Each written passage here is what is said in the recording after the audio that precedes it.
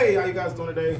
This is CY.T, and as you can see, we'll be working on the PS5 for no image. No image on PS5s are usually caused by that HDMI port. They go bad often on these PS5s. And yep, so there's that one. If you guys didn't know, it's not supposed to look like that at all whatsoever. So if you want to take a look at it, I'm sure this is something that we can fix.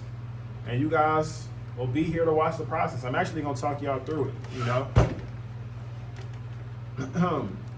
So I'll probably go ahead and speed through this process. Speed through the process of taking it apart. So first things first, we want to get this old port off. That's number one. We want to get this old port off. So like I said, heat on 480, air on 99. My heat only goes up to 480. But 480 is not bad. 480 is not bad. My heat's on 480, and then my air is on 99. And like I said, we just gonna sit it right underneath this port and let that solder melt. No low melt solder needed on the outside of the ports. For the Xbox Series X maybe, but for the PS5, the solder tends to, melt pretty quickly and allow us to take it off.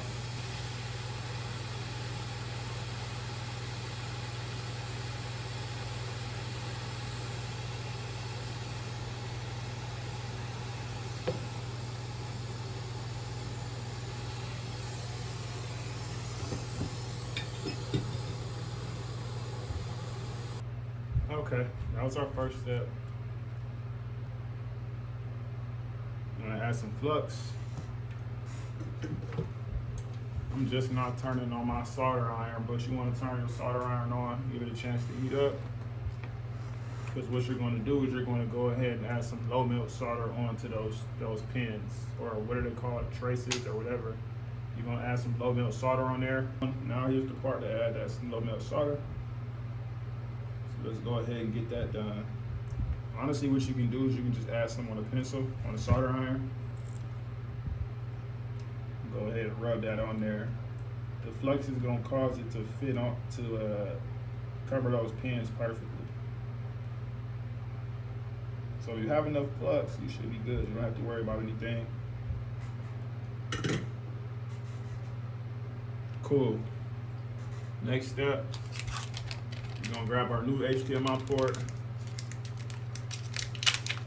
Order them at any distribution store for parts. I'm sure, hopefully, But here's my new PS5 HDMI port ready to be installed.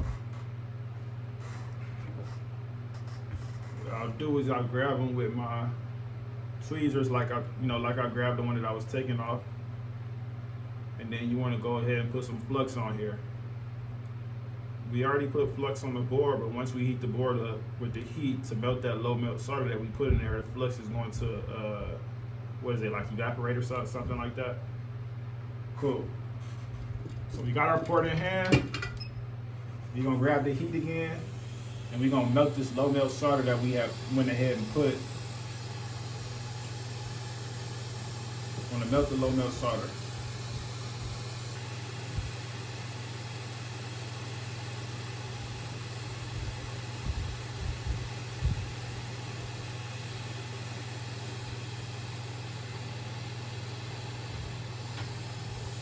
Cool. When you do it right, you'll notice that those traces are stuck to the board without you even having to touch them up. That's how you know you did it right. So when you go by and touch the traces, they'll already be connected. The only thing you'll have to do is hover over them so that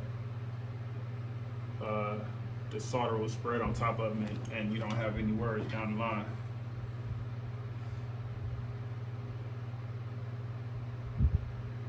Connected. That's good. See how it's not moving now? That last port was kind of crooked, so it couldn't sit on right. But you see how everything is connected to the board. Nothing can wiggle. That's how you know you put the port on good. now that everything, fuck, we got one.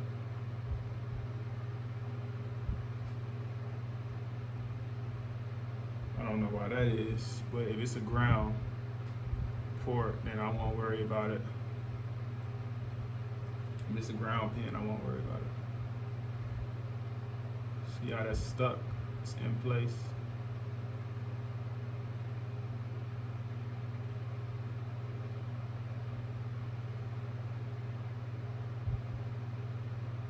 This one here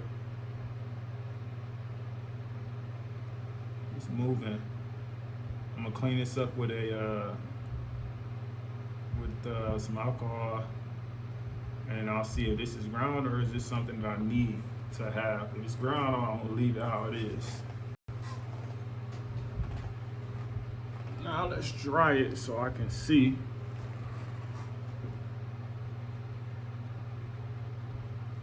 Cool.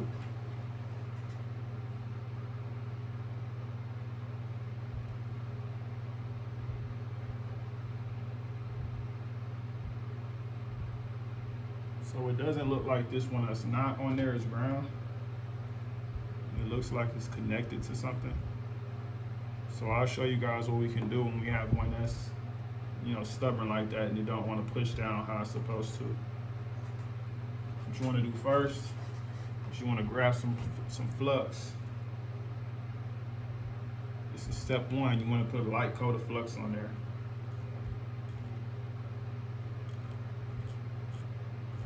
Yeah, okay, cool. So that's not too bad. Got a little flux on there. Make sure the tip of your iron is clean. Make sure there's no burns on there because you may cause the solder to bridge from one trace to another, and that's terrible to get out because you may have to go ahead and take the part off all over again or put it back under heat, and you don't want to get a bridge when you're doing this because these things are so small. It's so easy for the solder to connect. But like I said, a bunch of these, all of them except one, are already connected. So what you just want to do, because they're already connected, is just take the see if I can turn this the way I could have a better angle. Just take the solder and just tap it up against the end, and that'll cause the solder to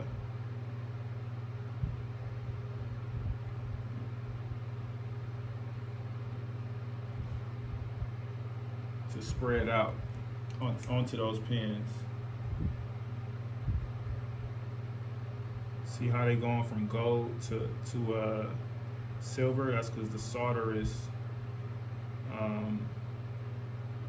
going on to it's using the flux to go onto the pins. So when you already have them that's connected like this, you can just go ahead and touch over them, and that shouldn't be a problem.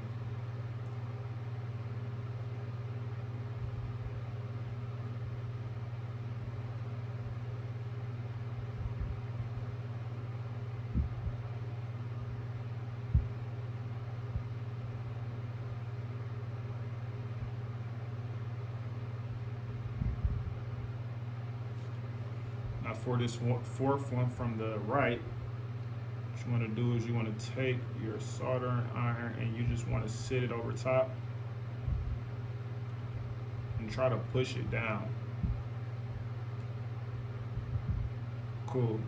So now that I tried to push it down like that, it may have finally went ahead and stuck how I was supposed to. Now the only way to know that is we're going to have to go ahead and clean it.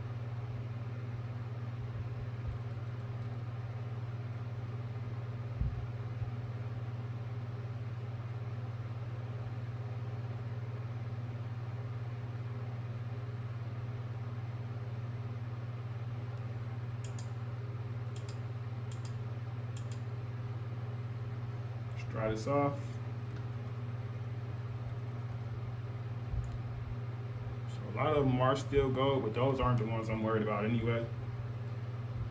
Those were already connected. It's still there, still in place, still in place. All of these are still here, which is a great thing.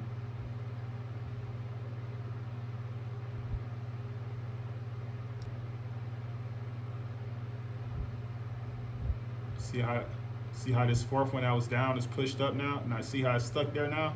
Because I hovered over it and held it down and it had a chance to stick. This one got the most flux on the solder, most solder on there.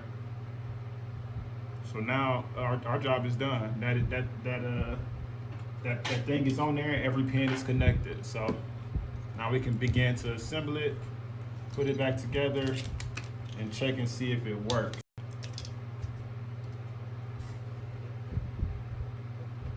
Make sure you put this, you call it like a heat sink. You want to make sure you put that back on, because if not, the PlayStation won't stay on for more than like a second straight. So you want to make sure you put that back on before you attempt to turn the PlayStation on to see if your work is working.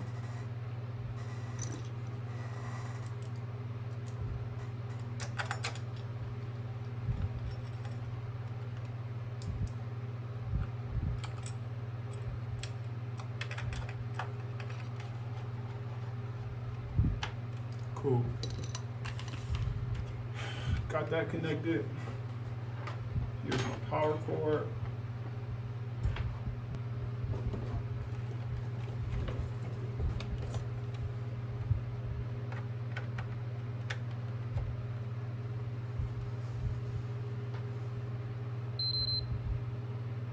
Okay, you guys.